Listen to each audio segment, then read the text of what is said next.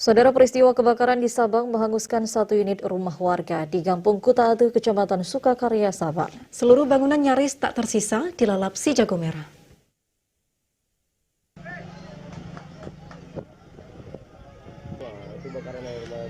Satu unit rumah milik Andi di kawasan Kampung Kuta Atu, Kecamatan Sukakarya, Sabang hangus dilalap si jago merah. Peristiwa itu terjadi saat rumah ditinggalkan pemiliknya. Tak lama berselang, 4 unit damkar milik BPBD setempat melakukan pemadaman lewat informasi yang diterima dari masyarakat. Bangunan rumah yang terletak di lokasi padat penduduk dan terbatasnya akses membuat petugas pemadam kesulitan untuk memadamkan api. Salah seorang saksi mata Wihari mengungkapkan, sebelum api membesar, ia sempat mendengar ledakan dari dalam rumah. Beberapa saat kemudian terlihat asap mengepul dan api mulai membesar. Saya kedengaran suara ledakan dari sebelah rumah. Jadi saya lihat ke atas, rupanya udah mulai berasap. Jadi saya lari ke punya mes.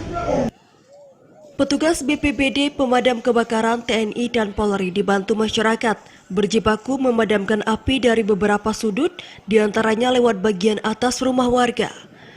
Pemilik rumah Rusdi mengatakan, saat kembali dari tempat berdagang, api memang sudah membesar. Korban mengaku tidak tahu persis penyebab terjadinya kebakaran. Aku jualan, Mbak, gitu. Kebetulan tempat juga aku pulang kan ke rumah, makan, sembahyang, balik lagi sembahyang. Gantian mau orang rumah rencana kan gitu. Nah, tiba-tiba pas aku balik lagi ke rumah, api udah besar. Nggak bisa ini, aku selamatin surat-surat aja, nggak ada yang lain bang, surat-surat akte anak aku ya kan.